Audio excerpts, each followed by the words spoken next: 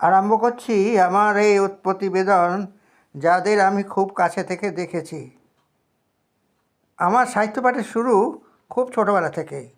কবিতা পাঠের শুরু শিশু ভোলানাথ দিয়ে। 7 বছর বয়সে আমি আবৃত্তি প্রতিযোগিতায় রবীন্দ্রনাথ ঠাকুরের লেখা প্রশ্ন কবিতাটি আবৃত্তি করেছিলাম। যখন 10ম শ্রেণীতে উঠলাম, রবীন্দ্রনাথের গল্পগুচ্ছ আমাদের পাঠ্যপুস্তক ছিল।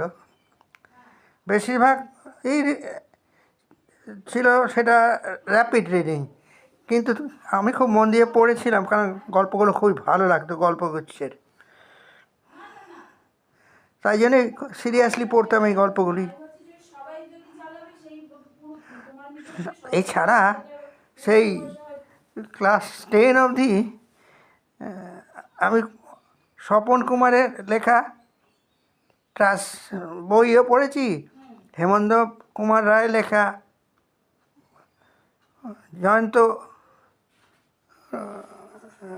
ডিটেকটিভের বই পড়েছি, আবার পড়েছি মোহন সিরিজের লেখাগুলো, শশধর দত্তের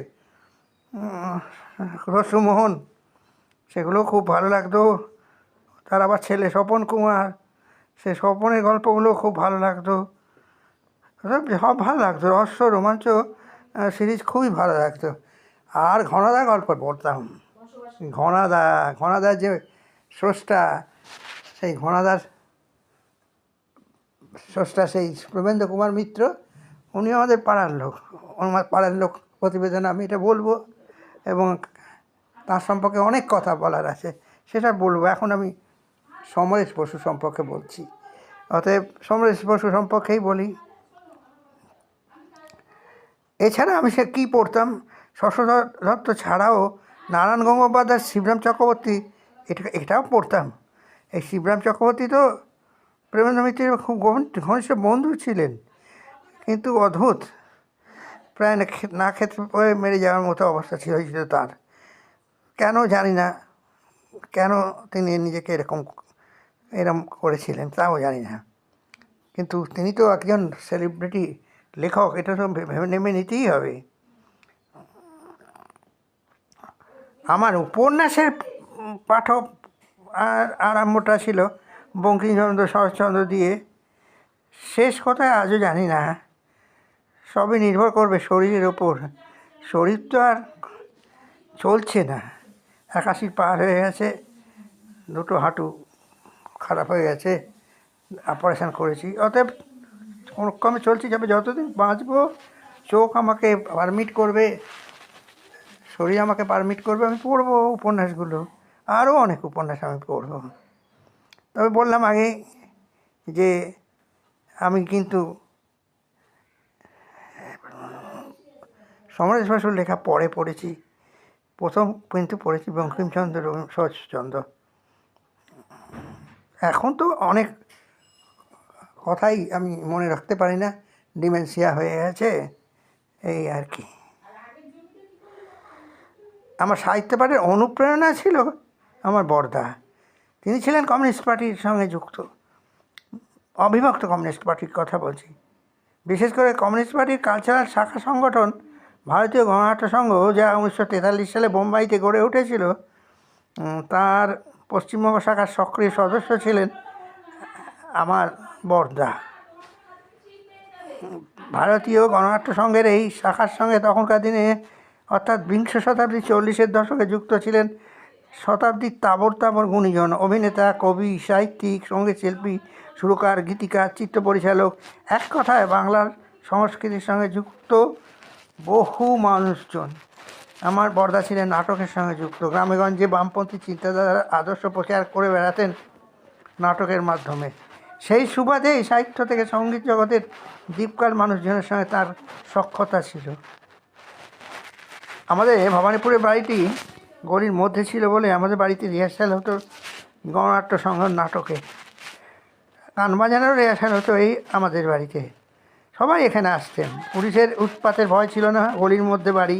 কমিউনিস্ট পার্টি তখন কিছুকালের জন্য নিষিদ্ধ ছিল, সেই অবিভক্ত কমিউনিস্ট পার্টির সুবাদে সমরেশ বসু ছিলেন আমার দাদার ঘনিষ্ঠ বন্ধু।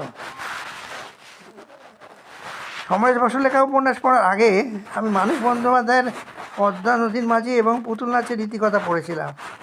অনেকটা পরে 70 দশকে পড়েছিলাম অদ্বৈত মল্লবর্ধনের লেখা তিতাস একটি নদীর নাম। অভিভূত হয়ে গিয়েছিলাম। পরে অবশ্য ঋত্বিক কুমার ঘটক অর্থাৎ ঋত্বিক দা এটা সিনেমা করেছিল, চিত্রায়িত করেছিলেন বাংলাদেশে গিয়ে, বাংলাদেশের আমন্ত্রণে, সে আলাদা কথা। আর এরই সঙ্গে আমি পড়েছিলাম দস্তয়েভস্কির ক্রাইম অ্যান্ড পানিশমেন্ট এবং মাক্সিম গোর্কির মাদার। বয়সটা ছিল অল্প, তাই বুদ্ধদেব বসুর রাতভর বৃষ্টিও পড়ে ফেলেছিলাম। কলেজ লাইফে পড়ে ফেলেছিলাম লরেন্স এর লেখা লেডি চ্যাটার্লি রাবার আর হেনরি মিলারের ট্রপিক অফ ক্যান্সার। দুটো উপন্যাসই ছিল একটা সময় প্লেটোনিক লাভের পূজারীদের কাছে অশ্লীল। হ্যাঁ, এই তখনই পেয়েছিল অতীতে এই দুটি উপন্যাস অন্য সব বিদেশি উপন্যাসের সঙ্গে একই পংক্তিতে, যার সবকটা আমার প্রথাগত পাঠ্য পুস্তক পড়ার ফাঁকে ফাঁকে আমি পড়ে নিয়েছিলাম পোস্ট গ্রাজুয়েশন পাঠ শেষ করার আগেই। পড়াশোনা এবং সাংবাদিকতার সুবাদে গত শতাব্দীর 60-70 দশকে আমি যখন কলকাতার বইপাড়ায় এবং ইউনিভার্সিটি চত্বরে যাতায়াত করতাম, তখন আমি সমরেশ বসুর শ্রীমতী কাফি এবং বিটি রোডের দ্বারা দুটি উপন্যাস পড়ে ফেলেছিলাম, অভিভূত হয়ে গিয়েছিলাম পড়ে। এই দুটি উপন্যাস ছিল হতদরিদ্র মানুষজনের বস্তি জীবনের আলেখ্য। তারপর থেকে আমি সমরেশ বসুর একনিষ্ঠ পাঠক হয়ে গিয়েছিলাম। কফি হাউসের টেবিলে মাঝে মাঝে তাকে দেখতে পেতাম। আমি যখন তাকে দেখেছি তখন তিনি প্রতিষ্ঠিত লেখক। দাদার সঙ্গে ওর বাড়ি গিয়েছিলাম একটা সময় গোয়েঙ্কা কলেজের বাংলা সাহিত্যের সংস্কৃতি শীর্ষক একটি আলোচনা চক্রে আমন্ত্রণ জানাতে কলেজের ইউনিয়নের পক্ষ থেকে। আমি বাড়িতে এসে দাদাকে সমরেশ বসু শ্রীমতী কাপে উপন্যাসের কথা সম্পর্কে জিজ্ঞেস করতে দাদা বলে উঠেছিল, ওটা তো সমরেশের পাড়ার বাসন্তী কাফে। পার্টির কাজে নৈহাটিতে অনেকবার গেছি, নাটক করেছি, গান বাজনার প্রোগ্রাম করেছি সলিলকে নিয়ে। সলিল বলতে দাদার বন্ধু প্রখ্যাত সুরকার গীতকার সলিল চৌধুরীর কথা বলেছিল আমার দাদা। তখন এরা সবাই বামপন্থী এবং গণনাট্য সংঘের সদস্য ছিলেন। পরে অবশ্য অনেকে সেই সদস্যপদ ত্যাগও করেছিলেন, সে আলাদা কথা। এরা সবাই ছিলেন বন্ধু বান্ধব। 1960 সালে প্রকাশিত হয়েছিল সমরেশ বসুর বাঘিনী উপন্যাস। পরে দাদা সমরেশ বসুর অনুমতিক্রমে বাঘিনী উপন্যাসের নাট্যরূপ প্রকাশ করেছিলেন, পাবলিশ করেছিলেন। এই নাটকটা বিভিন্ন জায়গায় মঞ্চস্থ করা হতো সেই সময়, বিশেষ করে ব্যাংক এবং অফিস ইউনিয়নের রিক্রিয়েশন ক্লাবে। দাদা অনেক আর্ট ফিল্মে অভিনয় করেছেন। মূলত এসব পরিচালনা প্রত্যক্ষ বা পরোক্ষভাবে গণনাট্য সঙ্গে শাখা সংগঠনের সঙ্গে যুক্ত ছিলেন। 1960-70 বছরের গুলিতে সমরেশ বসুর খ্যাতি ছিল তুঙ্গে। দেশ পত্রিকার পুজো সংখ্যার প্রধান আকর্ষণই ছিল সমরেশ বসুর উপন্যাস। নকশাল আন্দোলনের আগে থেকেই শ্রী সমরেশ বসুর যুব সমাজে অত্যন্ত জনপ্রিয় হয়ে উঠেছিলেন। 1955 সালে সমরেশ বসুর উপন্যাস পসারিণী প্রকাশিত হয়। এই উপন্যাসের চলচ্চিত্রায়ন হলেও পরিবেশকের অভাবে এই সিনেমা মুক্তি পেতে অনেক দেরি হয়। আমি জানি না মুক্তি পেয়েছি কিনা। এই উপন্যাসে নিম্ন মধ্যবিত্ত ছিন্নমূল এক দরিদ্র মেয়ে চরিত্রকে তুলে ধরা হয়েছিল, যে কিনা পরিবারের অন্য সংস্থানের জন্য ট্রেনে হাতে গড়া পুতুলে বিক্রি করতে নেমেছিল ট্রেনের হকারদের মধ্যে। প্রাথমিকভাবে এই রিফিউজি মেয়েটি ট্রেনে আগে থেকে রাখা হকারদের বিশাল প্রতিকূলতাকে জয় করে ক্রমে মেয়েটি হয়ে এসেছিল নারী পুরুষ নির্বিশেষে সমস্ত হকারের অত্যন্ত প্রিয় পাত্র, ছোট বন্ধু।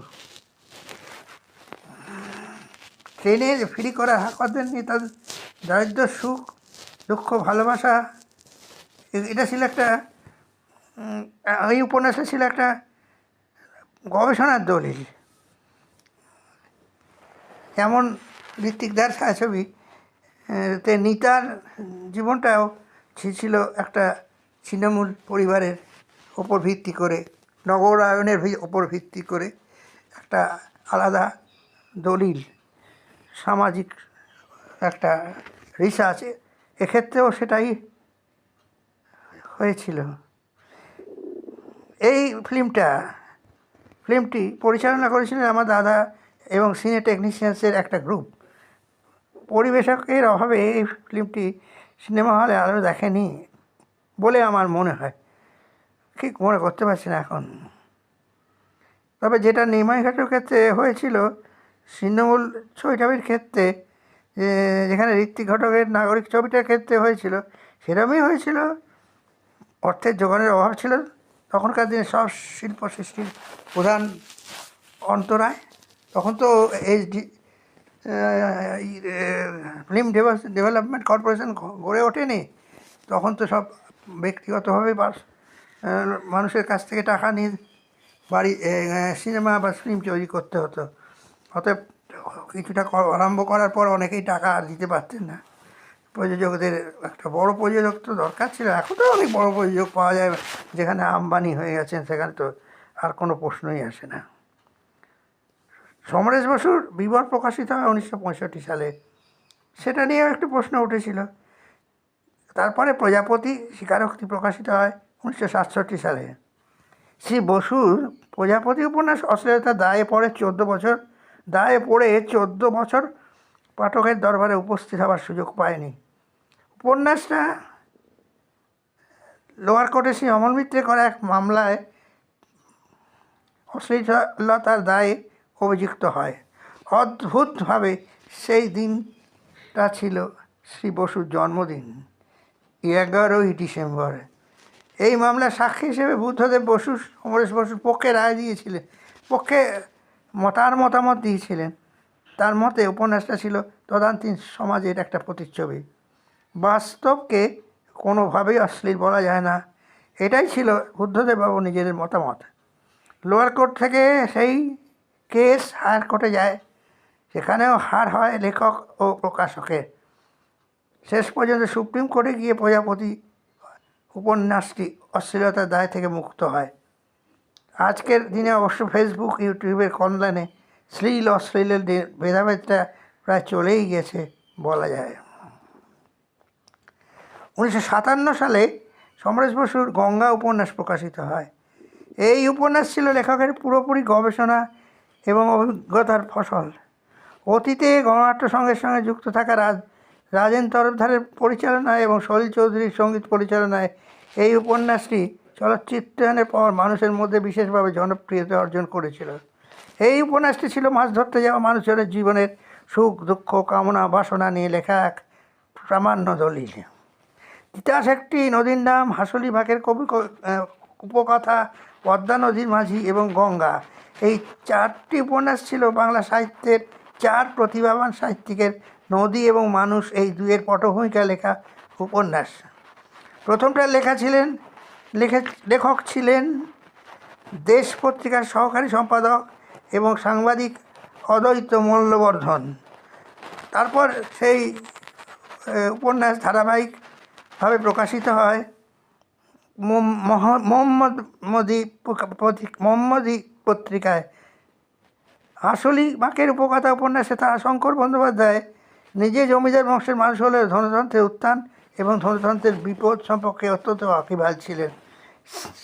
বীরভূম জেলায় কোপাই নদীর পটভূমিকায় লেখা এই উপন্যাস নদীর পাড়ে বসবাস করা কাহার জনগোষ্ঠীকে নিয়ে লেখা হয়, যারা তথাকথিত ভদ্রলোকের কাছে ছোটলোক বলেই বিবেচিত হতেন। এই উপন্যাস তাঁদেরই সুখ দুঃখ স্নেহ মমতা ভালোবাসা নিয়ে লেখা। তারাশঙ্কর বন্দ্যোপাধ্যায় হাসলি বাঁকের উপকথা উপন্যাসে অবশ্য উপন্যাসে নদীর পটভূমিকায় নদীর সামাজিক ও অর্থনৈতিক বিষয় নিয়ে সরাসরি কিছু লেখেননি, শুধুই ভৌগোলিক অবস্থানকে নির্দেশ করেছেন কোপাই নদীর পাড়ের জায়গাটা বোঝাতে। সেখানে থাকতো কাহার সম্প্রদায়ের মানুষজন যারা পেশায় পালকি বাহক ছিলেন, তাদের বোঝাতে। কিন্তু মানিক বন্দ্যোপাধ্যায় তার পদ্মা নদী মাঝি উপন্যাসে সরাসরি নদী এবং মাছ মারা মাঝিদের কথা লিখেছেন মার্ক্সীয় ভাবধারাকে সামনে রেখে ফ্রয়েডীয় তত্ত্বের মধ্য দিয়ে অত্যন্ত প্রচ্ছন্নভাবে। সমরেশ বসুর গঙ্গা সেদিক দিয়ে এই দুই উপন্যাস থেকে অনেকটাই আলাদা।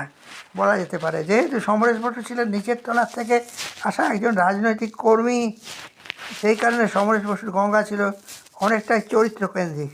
সমরেশ বসু এবং গৌরী বসু ছিলেন অনেকটাই গোর্কির মাদার উপন্যাসের কমরেডদের মতো। এ কথা ঠিক, কারণ গোর্কির লেখা সমরেশ বসুকে অনেকটাই প্রভাবিত করেছিল। সব দিক দিয়ে দেখতে গেলে চারটি উপন্যাসে নদীকে আর মানুষকে নিয়ে তাদের ভিন্ন ভিন্ন চিন্তাধারা দিয়ে এক অভিন্ন সুতোর মালা গেঁথেছেন। সমরেশ বসুর প্রথম উপন্যাস ছিল নয়নপুরের মাটি, যা আগে লেখা হয়েছিল, পরে প্রকাশিত হয়েছিল। শ্রী বসুর উত্তরঙ্গ ছিল ছাপার অক্ষরে প্রথম উপন্যাস। যেহেতু সমরেশ বসুর বাবা ছিলেন একজন দক্ষ অঙ্কন শিল্পী, সমরেশ বসুর মধ্যেও ছবি আঁকার এক প্রবণতা শিশু বয়স থেকে ছিল। নয়নপুরের মাটি উপন্যাস ছিল একজন পটুয়া অর্থাৎ রক্ত মাংসে লেখা এক অপূর্ব উপন্যাস। রক্ত মাংসে মানুষকে লেখা এক অপূর্ব উপন্যাস। শ্রী বসুর কালকুট ছদ্মনামে লেখা অমৃত কুম্ভের সন্ধানে এক ভিন্ন জাতির ভ্রমণ কাহিনী, যেখানে মার্ক্সীয় দর্শনকে সামনে রেখেও লেখক ধর্মপ্রাণ মানুষজনের কথা লিখে গেছেন তার কলমে, কোনো দ্বিধা দ্বন্দ্ব না রেখে। আজকে সেটা শেষ পৃষ্ঠাটা, ওই উপন্যাস শেষ পৃষ্ঠাটা পড়া দরকার বলে আমি মনে করি। তার উপন্যাসের শেষ কয়েকটি পংক্তির মধ্যে দিয়ে তিনি আমাদের বুঝিয়ে দিয়েছেন যে Marxism is not a dogma but a guide to action. পুরাণের আধারে লেখা তাঁর সাম্য উপন্যাসটি, যেটার জন্য তিনি সাহিত্য একাডেমি পুরস্কার পেয়েছেন, সেটা মহাভারতের এক পার্শ্ব চরিত্রের কাহিনী নিয়ে লেখা, যিনি হলেন কৃষ্ণ পুত্র সাম্য। পুত্রের বিশৃঙ্খল জীবনযাপন এবং কৃষ্ণের তাকে দেওয়া অভিশাপকে নিয়ে এক পৌরাণিক আখ্যান ছিল এই উপন্যাসটি। কৃষ্ণের অভিশাপে সাম্যের কুষ্ঠরোগে আক্রান্ত হওয়া এবং তার সাপমোচনের কাহিনী নিয়ে লেখা একটি পৌরাণিক উপন্যাস ছিল এই গল্পটা, এই সমরেশ বসুর লেখাটায়।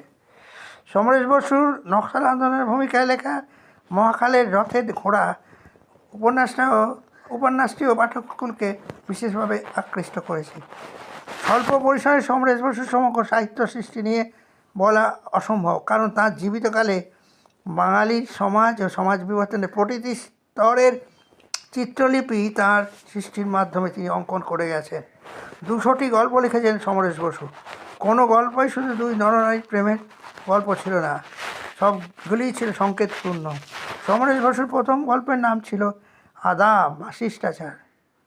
সেখানে দাঙ্গাপীড়িত হিন্দু মুসলমান দুই সম্প্রদায়ের মধ্যে থেকে নেওয়া দুটো চরিত্রের কথোপকথনের মাধ্যমে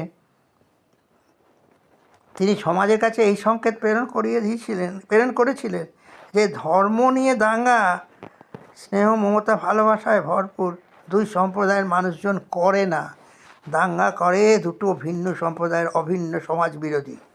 আর শাসক শ্রেণীর কোপে আর ভুলে মারা যায় ধনী দরিদ্র নির্বিশেষে কিছু নিরপরাধ মানুষজন। শ্রী বসু তাঁর গোগল চরিত্র নিয়ে সাহিত্যমূলক যে গল্পগুলো আমাদের উপহার দিয়েছেন, আজকের দিনে গল্পগুলি আমাদের উপহার দিয়েছেন, আজকের দিনে কিশোরদের কাছে সেগুলিও এখনও সুখপাঠ্য। শ্রী বসু তার স্বাদের জীবনীমূলক উপন্যাস দেখি নাই ফিরে সম্পূর্ণ করে যেতে পারেননি। উপন্যাসটি ছিল তার প্রিয় শিল্পী রামকিঙ্কর বেইজের জীবনী নিয়ে লেখা। প্রথাগত শিক্ষা বেশি না করার আক্ষেপ লেখকের মধ্যে থাকলেও কথা হলফ করে বলা যায় যে সমরেশ বসু তার সাহিত্য সৃষ্টিকে সমাজবিজ্ঞান গবেষণার এক চরম স্তরে নিয়ে গেছেন। তাই আজও সমাজবিজ্ঞানের জন্য তার সৃষ্ট সাহিত্য কীর্তি আমাদের বিবেচনায় অবশ্যই পাঠ্য। আমার দাদা জয়ন্ত ভট্টাচার্য তাঁর 60 বছর বয়সে পৌঁছানোর আগে স্থবির হয়ে যাওয়ার জন্য শ্রী সমরেশ বসু সম্পর্কে অনেক কিছু জানার সুযোগ আমি পাইনি। সমরেশ বসু মারা যাওয়ার 2 বছর বাদে আমার দাদাও আমাদের ছেড়ে চলে গেছেন। আমার মতে প্রতিভাবান সাহিত্যিক এবং শিল্পীরা প্রকৃতিগতভাবেই বোহেমিয়ান হয়ে থাকেন। তাই কমিউনিস্ট পার্টির সদস্য থাকা তাদের পক্ষে কঠিন। নিয়ম শৃঙ্খলা রাখাও তারা মানতে পারেন না, মানতে পারতেন না বা পারেন না। ফলে বামপন্থী ধারণাটা তাদের শেষ জীবন পর্যন্ত কিন্তু থেকে যায়। এটা কিন্তু মেনে নিতে হবে। এটা অতীতে ছিল, আজও আছে, বর্তমানেও থাকবে। বর্তমানে আছে, ভবিষ্যতেও থাকবে। বামপন্থী ভাবধারার মৃত্যু কোনো দিন হয় না, বামপন্থীদের মৃত্যু হয়। আজকের দিনে অবশ্য অতীতের সব জামানার বহু মহারথীদের মধ্যে দেখলাম বেশ কিছু অংশ ভ্রষ্ট হয়ে গেছে। আমার মনে হয় কি শাসকের ইচ্ছে নয়, তার মধ্যে সুপ্ত ধারণাই থেকে গেছে যে যা করব, যা করা উচিত নয়, যা বলছি তা করছি না, যা আমাদের আদর্শ তা তো আমরা মানছি না। কেন মানছি না? এটা অর্থকেন্দ্রিক সমাজ ব্যবস্থারই ব্যাপার। এই একই আসছে, ক্যাপিটালিজম আর সোশ্যালিজম। সোশ্যালিজমকে মানতে পারে না মানুষ, মানতে পারে না যে আমরা একই বৃন্তের ফুল, সব দিক দিয়ে, ধর্ম দিয়ে আর কর্ম দিয়ে, সব জায়গায় একটা প্রভেদ দেখতে পাচ্ছি আমরা, যে সেই জাতি ধর্ম এর মধ্যেই আমরা আবদ্ধ থেকে যাচ্ছি। সেই জন্য সমরেশ বসুকে আবার নিশ্চয় স্মরণ করা উচিত।